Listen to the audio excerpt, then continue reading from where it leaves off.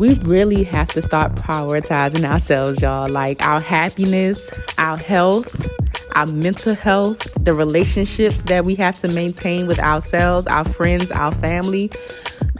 Work can wait. And I know it's very hard because we have bills to pay, right? So it's almost like, okay, if I go to this birthday party, if I go to this baby shower, if I hang out with my friend or my family, I'm not making any money to pay my bills, but the bills, they gonna be there regardless, right? Whether you pay them or not, the bills are gonna be there. But your family, your friends, your health, your mental health, all of those things can go away at an instant. Welcome to the Friends in Beauty podcast, a safe space for ambitious beauty industry creatives to have real talk, get real answers, and practical tools to grow their businesses.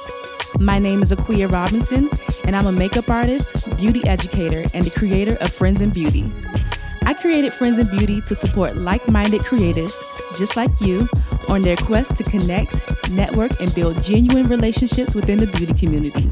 Join me every week as me and my special guests reveal the keys to success and longevity in the beauty industry, and most importantly, have fun while doing it. You ready? Hey, what's up? It's your best friend in beauty, Akua Robinson. Welcome back to another episode of the Friends in Beauty podcast. I am so happy to have you here, and I hope you're listening to this episode in high spirits and in good health. If you are a friend in beauty, I welcome you to join the Friends in Beauty Facebook community.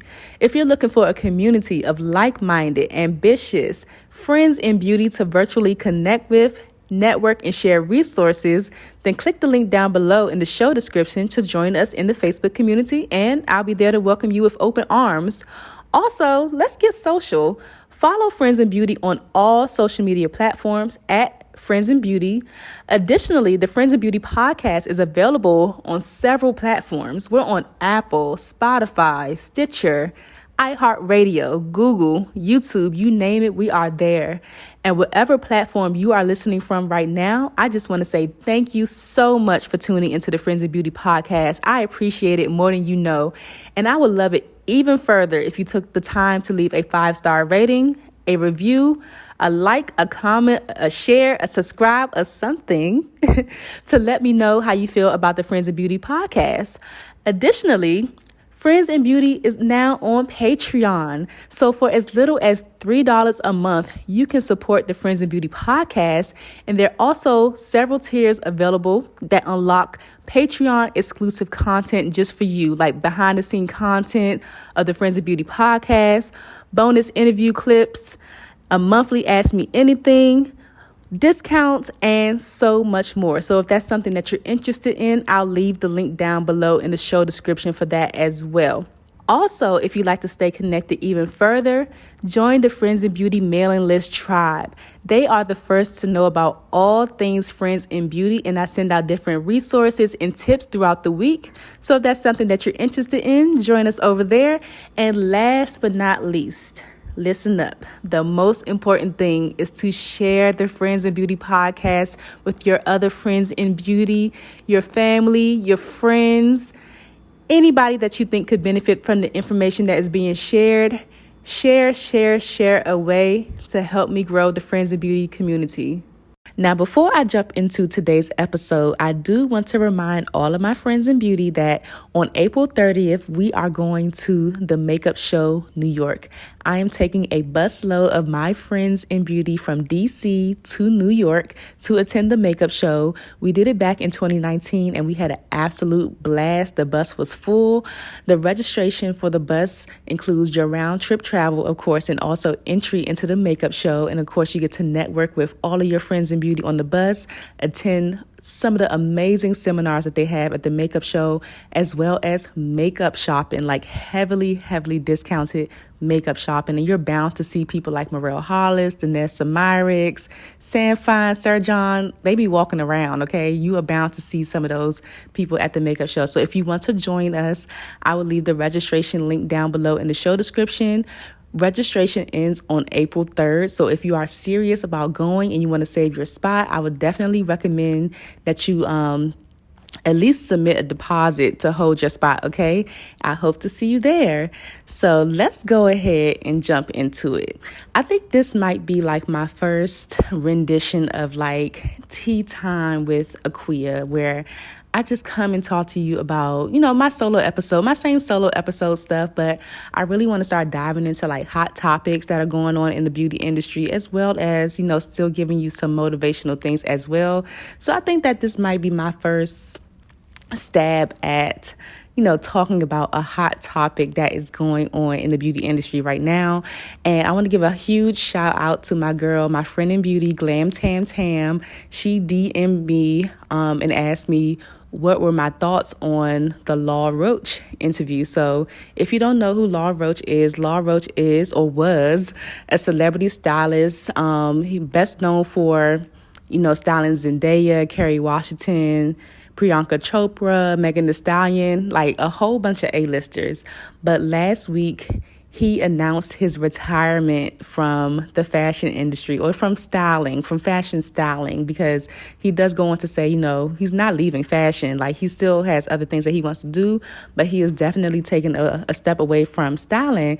So, Tamara had reached out to me, was like, what are your thoughts on that interview, sis? And I was like, oh my God, girl, I heard about it. It was all over everywhere. I was even hearing like young girls out in the street because, everybody's familiar with Zendaya.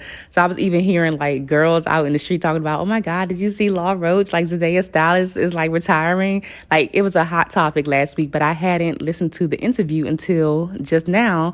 And I was like, you know what? I think I want to go ahead and record my takeaways on this interview while it's still fresh in my head, because there were a lot of things that were said in this interview that stood out to me. And if you listen to the interview, I would definitely invite you to leave your takeaways down in the comment section so I can see what you caught from it. But wow, I could just say wow. Like, I really want to start off by like commending him for his grace. During the interview, he wasn't throwing anybody under the bus. He remained calm. He spoke his truth.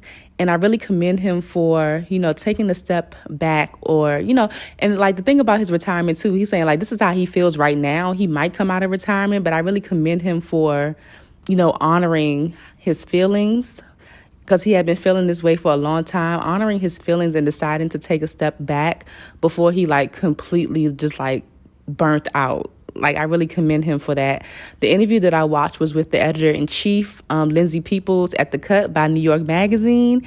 And like I said, I think it was really well done. And like, side note, I think I want to get to a point too where Friends in Beauty is a hub or a safe space for people like Law Roach, or I can get like the the first, thoughts from people like that are retiring with this beauty industry tea. I would love that for us over here at Friends in Beauty. But let me go ahead and share my takeaways. So first thing is that Law Roach said that he had been suffering for years and he hadn't been happy for a while. And although he has had many accolades in the industry, it has come at the expense of his happiness, and he can't say that he wasn't suffering. So although he has had all of these amazing opportunities in the industry, behind closed doors, he was suffering due to the drama and just the how taxing that job really is. He deals with mostly celebrities. So if you can imagine, even the people that I named, Zendaya, Kerry Washington, Priyanka, Megan, Cardi, like all these people are working, okay? These are people who are currently working. So if you are styling people that are currently working, that means that you are always working. That's number one. And sometimes these people are working at the same time due to like the fact that we're like in award show season. He's styling like multiple people at one time. Like, he's not just dealing with one person. And he also said that as Black people, he believes that somehow it is embedded in us to often feel like we have to suffer in order to be successful. And I couldn't agree with him more. There's this thing, and we can only say Black people because, we're Black, I'm Black, he's Black. If you're Black, you can understand this. I'm sure other cultures may have some kind of thought about this as well, but it might just be people in general. I don't know if it's just Black people, but I can speak from the Black experience because I'm Black. I think that we do often feel like, if we're not working hard towards something, or we're not like if it's not something that just doesn't come with a little bit of struggle, like it's almost like it's not worthy, like the end result isn't worthy unless we've suffered or had to go through some hardship to get it. And that's very, very sad. And that's why I said I'm so proud that he was able to recognize that and just take a step back. He hasn't been happy. Can you imagine that? I can imagine almost how he kind of feels, because on one hand you're living your dream, like you're doing the thing that you love. You're getting to style these people. You get the accolades. You get the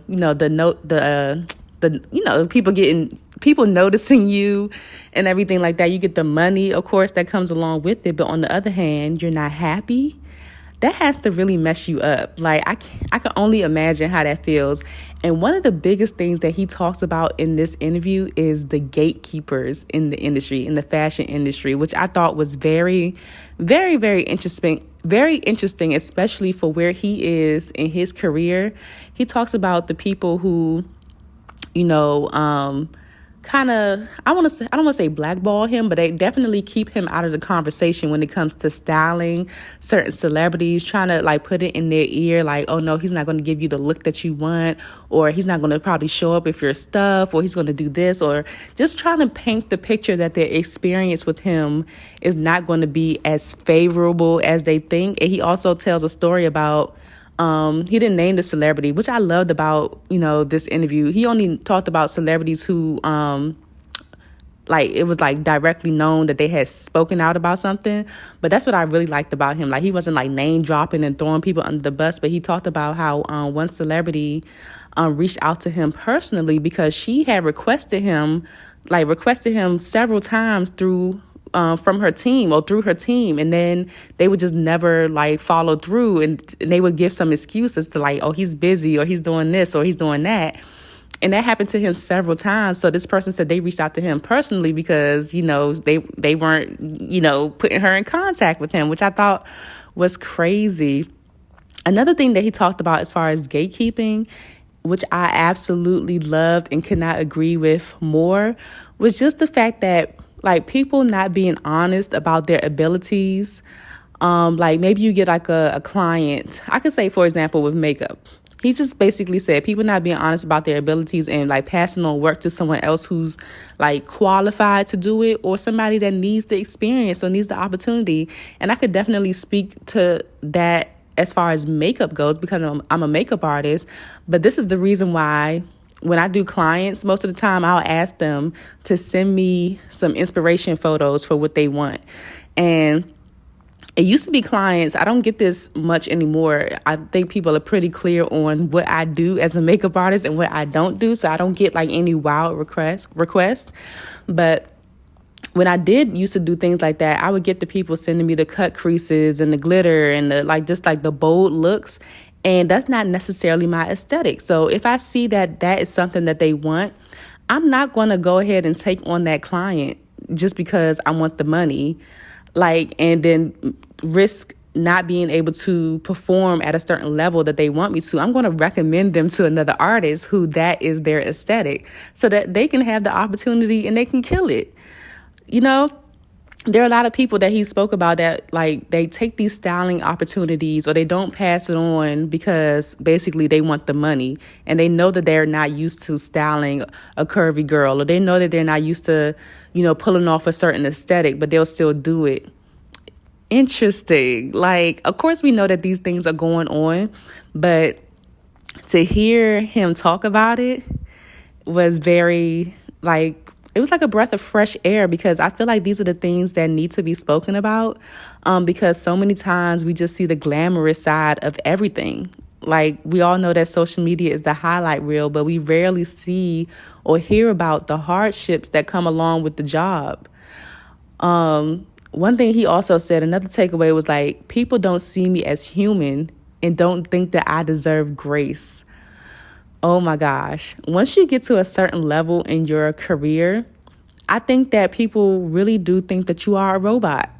And this is why I always tell you all, when it comes to like reaching out to people who like what's his name? Like a Law Roach or a Sam Fine or a Sir John. Like, these people are busy. Like I just mentioned, it's award season. So they are busy. They are booked and busy. They are ripping and running with multiple clients. So if you reach out to them and they don't respond right away, it's because they're busy. They're human. They're working. They deserve grace, just like you would give grace to Pookie down the street, like, for not returning your phone call.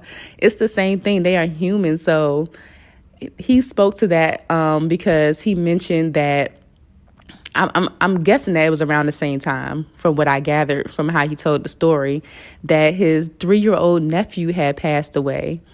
And I think somebody must have reached out to him around that time, and he probably didn't get back to them, and then they were upset. But it's like, he's a human. Like, aside from him doing his job, he also has a family, he has a life, and all these things. But the thing that I took away from him when he shared about his 3-year-old nephew passing away is that he mentioned that he only saw his nephew 3 times in his whole entire life. 3 times. And he felt so guilty once his nephew passed away because of that. Like, he only saw him 3 times. He didn't really get to, pour into him. And he said that he contemplated suicide. And I thought that was so sad, because a lot of the times we get so wrapped up in our careers that there are other things that get neglected. And I know that at the end of the day, it doesn't feel good. There's nothing that is more important than spending time with your loved ones, spending time with your friends, your family. He even mentioned, like, he really don't even have friends. Like, he really does not have friends like that. He said everything that brought him joy was suppressed because of the work. I really want to stress to myself, because a lot of times when I'm talking to you all and giving you all advice, it's for me too. I'm not just talking to you. It's something that I need to take on for myself as well. But I really think that we really have to start prioritizing ourselves, y'all. Like, our happiness, our health, our mental health, the relationships that we have to maintain with ourselves, our friends, our family. Work can wait.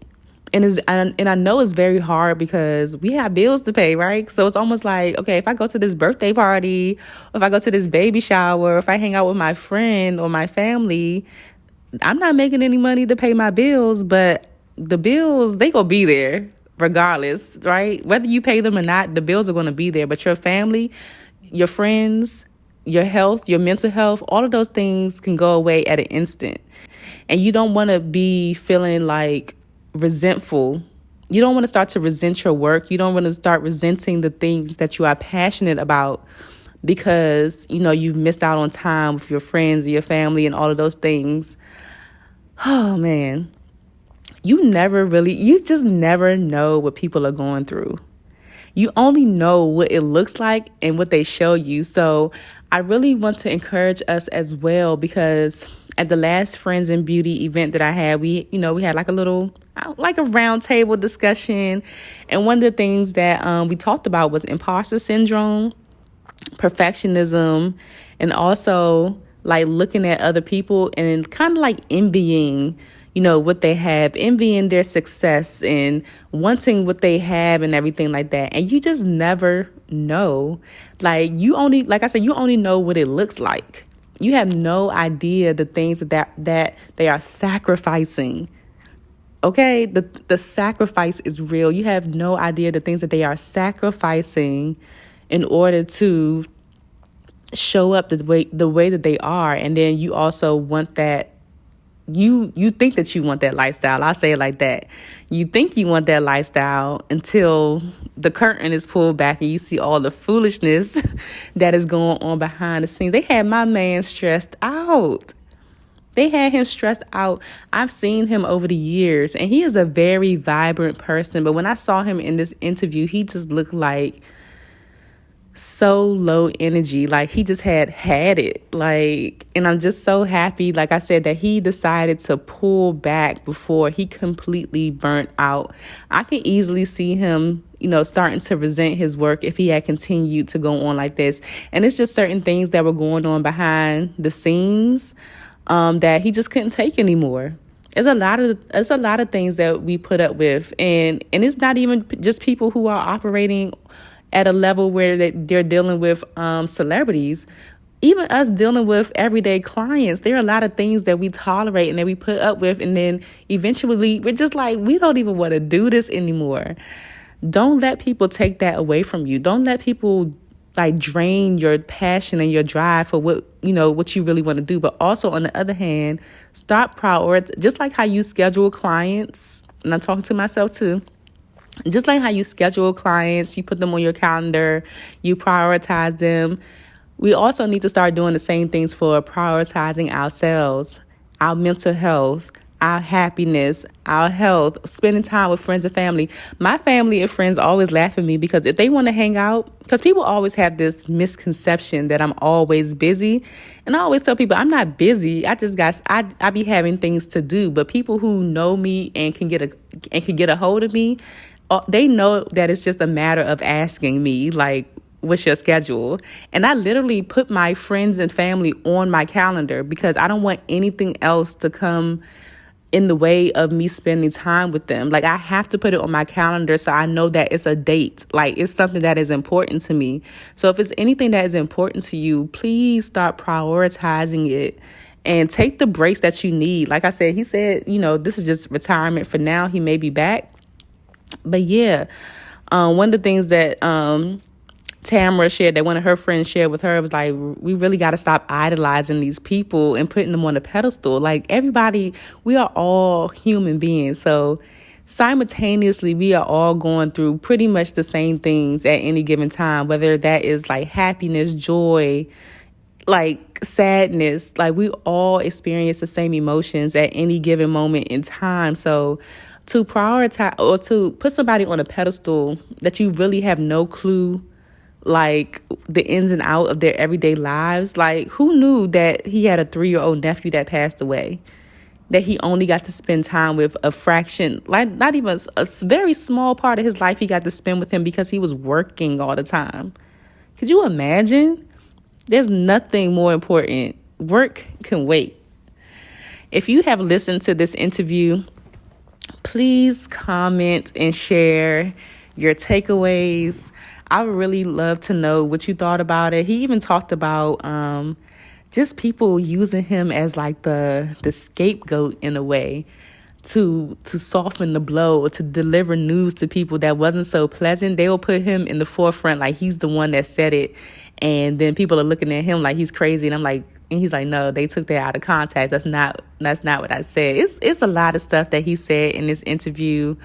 But hey, cheers to his retirement. I'm always impressed when people can retire because I feel like some of the interviews that I have with some of the people who have been like the industry veterans, I really feel like they have no plans on retiring ever. Like, they're never going to throw down the brushes, put down the curling irons or anything.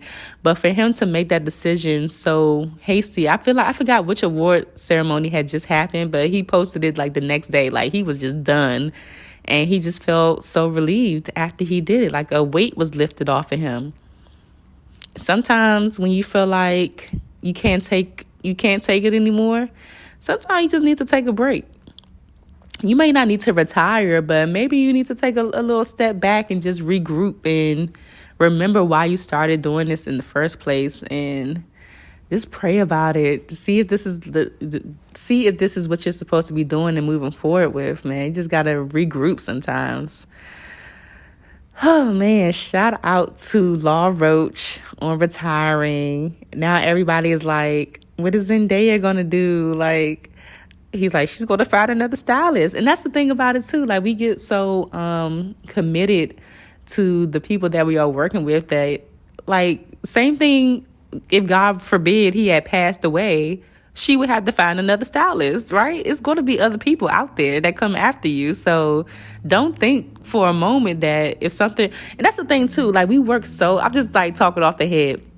We work so hard and we burn ourselves out for these people. But if you were to drop down dead, God forbid, unexpectedly, they would just go find another freaking makeup artist. They will go find another hairstylist, another stylist, and their lives will go on. Meanwhile, you over here stressing yourself out, not spending time with your friends and family, going through depression and all these things, trying to keep up with them. But whole time if something happened to you, they would just move on and find somebody else. So don't prioritize yourself out here. If you need to take a break, take a break. If you need to retire, retire. Like, do what you got to do for you, and don't be tied to how it's going to make that other person feel. They will be fine, and they will find somebody else to do the job, or you can recommend somebody to do the job, like, for you on your behalf. So that's all I wanted to say. I look forward to hearing your feedback about this. Thank you, Tamra, for having me watch that interview. It really was refreshing and really just so raw and real, and I appreciate it. So, like I said in the beginning, don't forget about our bus trip to the Makeup Show New York. I'll leave all of the information down in the description, and I will talk to you another time. Bye. Thanks for listening to the Friends in Beauty podcast. Don't forget, sharing is caring. Share this episode with at least one friend in beauty, and subscribe, rate, and review on Apple Podcasts so that other friends in beauty can find this show. Plus, we'd love to hear your feedback. Connect with us on all social media platforms at Friends in Beauty, #Friends in Beauty to join the conversation, and join our Friends in Beauty Facebook community to stay connected. Talk to you soon.